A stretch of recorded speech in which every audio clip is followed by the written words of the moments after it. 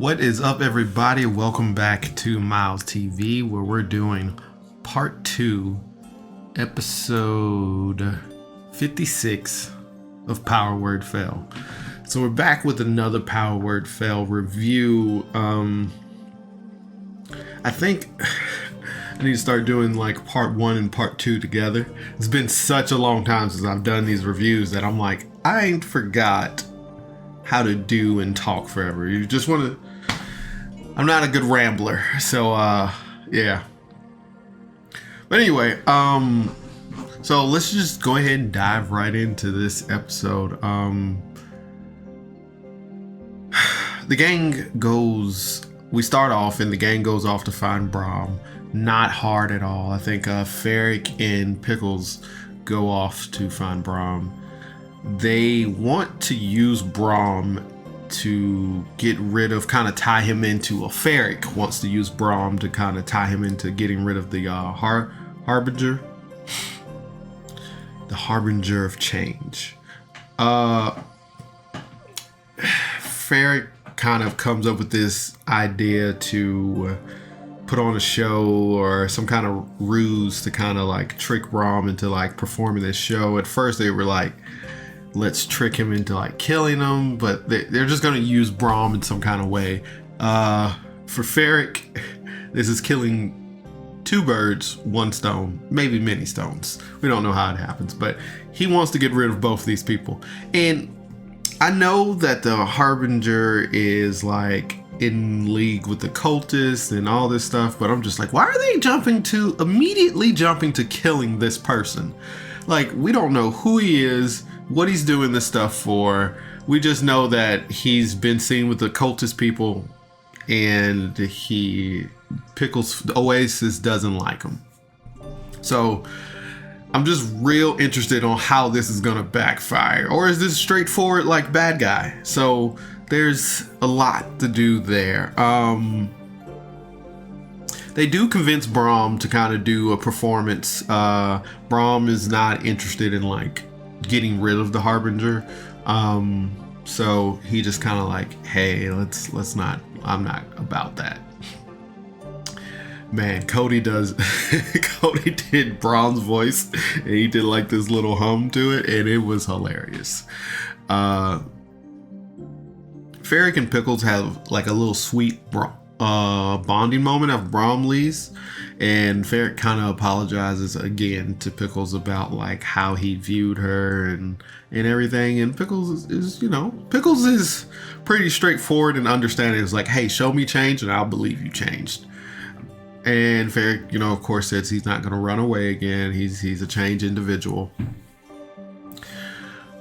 After that, we cut over to Team 2, Adalia and Atreus. They go get lunch together. And they actually have a very in-depth talk about why Atreus wants to be a god and what he's going to do when he's a god. And Adalia learns a lot, and she tells Atreus her view on like what gods have done for her and people with power. And Atreus kind of makes Adalia a promise like, hey, if you ever see me stray from the path, if you ever see me stray or do anything unjust, tell me and make sure you hold me accountable, because I want to be a fair and just god. We still don't know how Atreus is gonna become a god, or like, is there some kind of plan? Is he just... I think Nathan's idea is reach level 20 and I'll be a god. I don't know what Atreus' plan is to become god-like. So that is very kind of figuring that out. Can't wait to see how that becomes if he makes it that far, because people be dying. People be dying. And speaking of people be dying, Ravenov speaks again. We all know since TJ left, Ravenov's kind of been sitting in the wind, kind of the background, not saying much, only when spoken to. So Ravenov comes up and he's like, hey, my brother, I gotta go deal with that. I'm gonna go deal with my brother. So I'm thinking that they're gonna kill both these characters off screen. I'm thinking they're going to kill both these characters off screen. So get rid of Ravenel, get rid of, God, what is his name? I forgot the brother's name. But get rid of them both because it just kind of felt like a little write-off. Like, hey, there's... but I think they're too tied into the story. But, I mean, there's nothing like a plane crash off screen. So-and-so's gone. Anyway, Adalia sees another Crystalborn, and I think this is the first time we see an obvious Crystalborn, Crystalborn that, just like, you know, I think he was green, so it's just like, you know, this person's a Crystalborn. She goes up and talks to him for a bit, and just kind of like in awe, like, I don't really get to see that many Crystalborns, and I thought he was going to be a super douche. I was so ready for him to be a super douche, but he was pretty chill. He talked to Adalia for a minute, and he was just kind of like, I guess he could feel that, like, she doesn't get to see many Crystalborns, and he was like, I'm a Crystalborn, so they talked for a bit, and he told her, like, weird things going around town. He used to feel uneasy, and they used to try to get him to come into this facility or this building or this castle or something, and they tried for a bit, and then all of a sudden they stopped. He said something to make them believe that his memory has been tampered with, or something else, vice versa, but it just seemed a little strange when he started talking about that stuff. So Dahlia thanked him for his time, and I think that made her real happy, just seeing and speaking to another Crystalborn. We find out that the Harbinger has a little box, and he stores memories or things in that box. So maybe it's not an ability, maybe it's an item that he has that kind of changes people's memories or stores people's memories. I remember this one time, off subject tangent, one of my favorite clips from Adventure Time is Finn. He sees like something horrifying. He sees like a ghost or something, and then he puts his hand up to his head and he's like, that one's going in the vault. Click. He straight up forgets that horrifying thing happens to him. And that's what I feel like the Harbinger does. It's just like, we're just going to put this in a box and you'll never remember.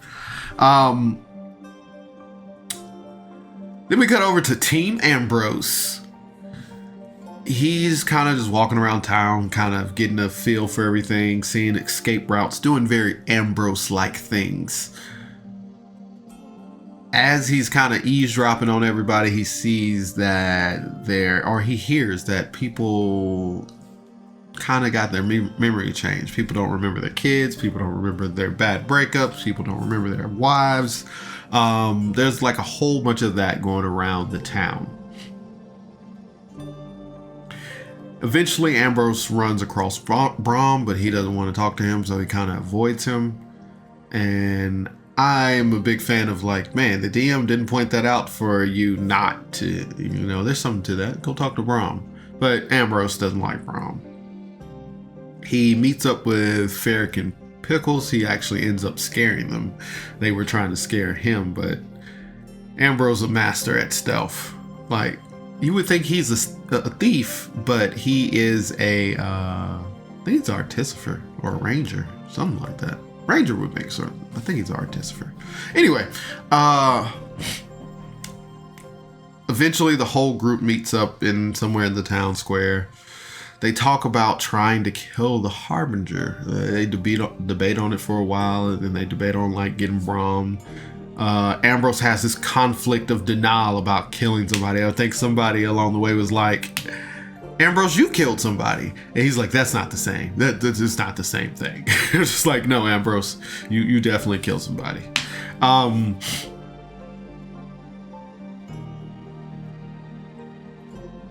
Eventually they try, Ambrose wants to stop Braum for participating since he could possibly die. He goes over and tries to talk to him. Braum doesn't listen.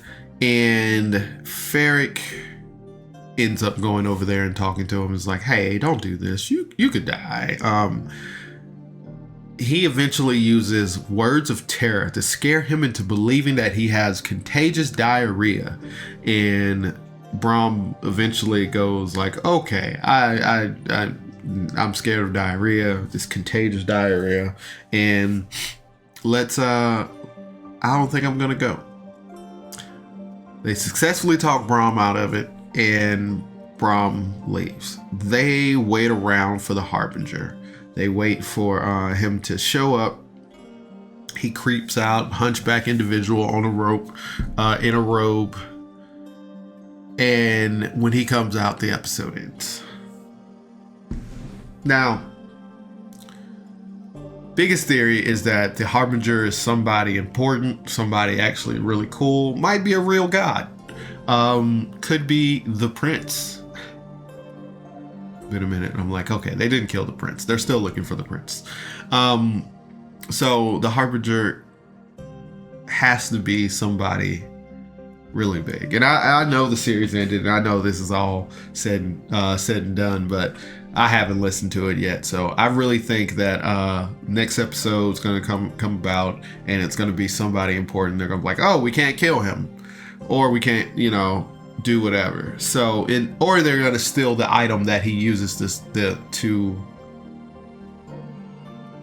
take people's memories. Because this guy still hasn't done any wrong. And I don't see why the immediate, we should stop this man. Or did I miss something? But, because, he makes people happy for 100 gold. Which is a lot of money in D&D. But, still not doing anything wrong. So anyway, this was, I would say, a planning episode. There was a lot of planning. I'm pretty sure that combat is going to happen next episode. I feel like there's going to be a fight next episode. But this was a pretty solid episode. We got some bonding, we got some planning, we got some funny times. Solid 7 out of 10 for this episode. I really did enjoy this episode. So, as always, you are loved, you matter, and you are important. Thanks for tuning in to Miles TV. I hope you guys have a great day. Bye.